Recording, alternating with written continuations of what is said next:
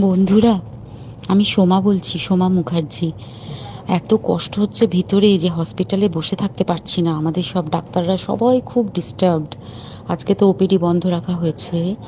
তোরা জানিস সমস্ত ঘটনা শুনলাম, যা যা মানে সত্যিকারের ঘটনা, যেটা আরজি করের ভিতরের যে ডাক্তার তারা তাদের বন্ধু বান্ধব মারফত এটা ছড়িয়ে মানে এসছে আমাদের কাছে।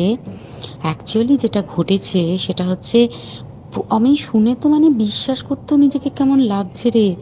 প্রত্যেকটা আমাদের ওয়েস্ট বেঙ্গলের প্রত্যেকটা মেডিকেল কলেজে, বিশেষ করে কলকাতার সরকারি মেডিকেল কলেজগুলোর প্রিন্সিপালরা, ডিপার্টমেন্টাল হেডরা, প্রিন্সিপালরা বিশেষ করে, তারা পাশ করানোর জন্য স্টুডেন্টদের কাছে রীতিমতো টাকা নেয়।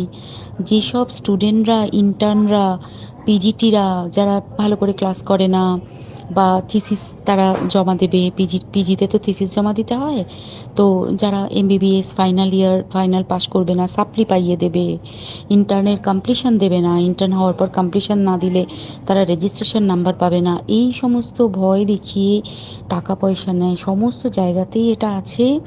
এর মধ্যে সব থেকে নিকৃষ্টের থেকেও নিকৃষ্টতম হচ্ছে সন্দীপ ঘোষ, প্রিন্সিপাল, যে তোর আমাদের কি বলে, আরজি কর মেডিকেল কলেজে। সেখানে ভাব যে ওনার একটা বিশাল নেক্সাস ছিল, যাতে উনি বেশ কিছু ইন্টার্ন, হাউস স্টাফ এদেরকে দিয়ে ওই নেক্সাসটা চালাতেন। তারা ওখানে একটা সেক্স র্যাকেট চালাতো, তারা একটা ড্রাগ র্যাকেট চালাতো। ড্রাগ র্যাকেট মানে ওই যে ওটাতে বলেছে না, ড্রাগ মানে শুধু ওই হেরোইন আর ব্রাউন সুগারের ড্রাগ খাওয়া বা মদ খাওয়া নয়। ড্রাগ মানে হচ্ছে যে কম দামি, কম টাকায় যে ওষুধ পাওয়া যায়, যে ওষুধ, ওষুধ না জল ভগবান জানে, সেই ওষুধের মানে কোটি কোটি টাকায় যে টেন্ডার বেরোতো, সেই ওষুধ নিয়ে ওষুধ কোম্পানিগুলোর কাছ থেকে কোটি কোটি টাকা, সেই সমস্ত টাকার একটা বড় অংশ যেত পার্টি ফান্ডে। বুঝতেই পারছিস তাহলে। সেই জন্য পার্টির একদমই কাছের উনি, পার্টির মানে একদম খোদ মানে ওপর লেভেলের একদম আসল জায়গাকার কাছে। তো এবার উনি এই যে নেক্সাসটা চালাতেন, তাতে রীতিমতো কোন ইন্টার্নকে উনি পাশ করাবেন, কোন পিজিটেকে উনি থিসিস কমপ্লিট করাবেন, সেগুলো সব ভয় দেখিয়ে টাকা নিতেন। আর তার হয়ে কাজ করতো ওই ইন্টার্ন হাউস স্টাফের একটা পুরো বড় নেক্সাস। এবার এই মেয়েটির, যে পিজিটি মেয়েটি অত্যন্ত ভালো, সে তার থিসিসটা কমপ্লিট করাবে না বলে হুমকি দিচ্ছিল। সে এটা জানতে পেরে গিয়ে বলেছিল যে আমি এরকম কোনোভাবেই মেনে নেব না, আমি এর এর বিরুদ্ধে আমি যাব এবং আমি এর বিরুদ্ধে সব ফাঁস করে দেবো। তখন তাকে রীতিমতো ধমক দেওয়া হচ্ছিল। এটা চলছিল লাস্ট 6 মান্থস ধরে।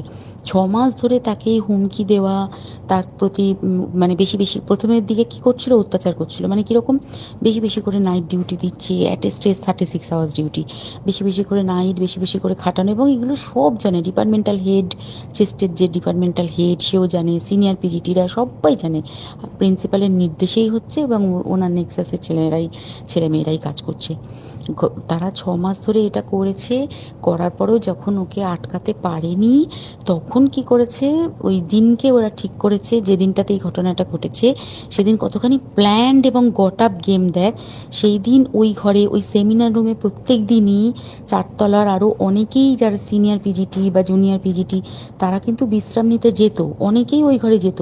সেই দিনকে ও একা, ওকে বলেছে তুমি ঘুমিয়ে পড়ো, ওকে একা রেখে এসেছে। বাকিরা কাউকে যেতে দেয়নি, বলেছে ওই ঘরে আজকে ঘটনা ঘটছে, মানে কাজ হচ্ছে, ওই ঘরে কেউ যাবে না।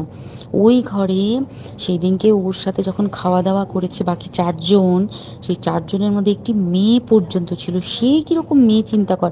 এরা ডাক্তার না জানোয়ার জানি না, আমি জানোয়ার বললেও জানোয়ারদের অপমান করা হয়, কারণ জানোয়ার সমাজে এরকম কাজ হয় না। তো ডাক্তার না কি আমি বলতে পারবো না। সেই ইন্টার্ন মেয়েটি আরেকটি ইন্টার্নের গার্লফ্রেন্ড। তো তার সাথে ওই পিজিটি মেয়েটি প্রচুর ঝগড়া হয়েছে। ঝগড়া হওয়ার পরে তারা তো হুমকি টুমকি দিয়ে চলে গেছে, দিয়ে তারা বলেছে তুমি ঘুমো। এবার ও তো আর জানে না, ভালো মনে শুতে এসেছে। তারপরে তারা গিয়ে মদটদ খেয়েছে, 7-8 জন মিলে চড়াও হয়েছে।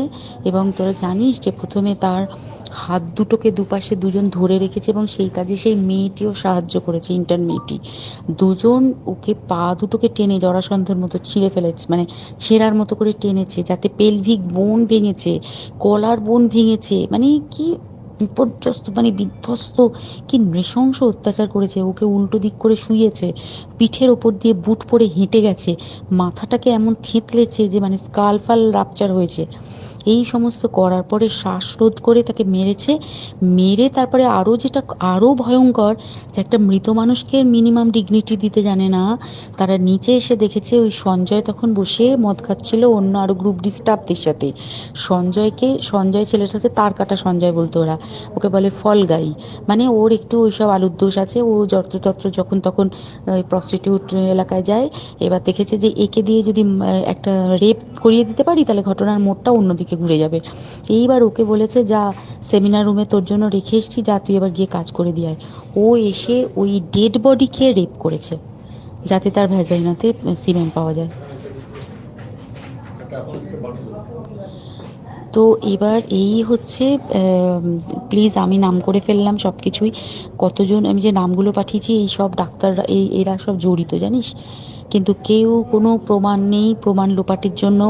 সেদিনকে ওই ইন্টার্ন এবং ডাক্তাররা যে ওইখানের যে বাথরুমটাতে হাত পা ধুয়েছে রক্ত ধুয়েছে, সেইটাকে সাত তাড়াতাড়ি প্রমাণ লোপাটের জন্য ওই দেওয়ালকে ভেঙে দিয়ে তার মানে ওই বাথরুমের জায়গাটাকেই ভাঙতে হচ্ছে ওদের, ওখানে নাকি ওরা রুম বানাবে। কালকে দেখেছিস তোরা খবরে। আর বেশি বলতে পারছি না, মানে তোরা তো সবাই প্রোটেস্ট করিস, আমরা তো আমাদের দিক থেকে করছি, কিন্তু কিছুই হবে না, এই পোড়া দেশে কিছুই হবার নেই, শুধু ভেতরে ভেতরে গুমড়ে গুমড়ে কষ্ট পাওয়া। আর আগামী প্রজন্মের যে ডাক্তাররা বেরোবে, তারা যে ইন্টার্ন বা পিজিটি বা এই যাদের কাছে আমরা যাব ভবিষ্যতে, তারা কি ডাক্তার না কি আমি জানি না, কি নিয়ে তাদের কাছে আমরা যাব আর কি করেই বা আমাদের পরের প্রজন্মকে আমরা সুরক্ষিত রাখবো।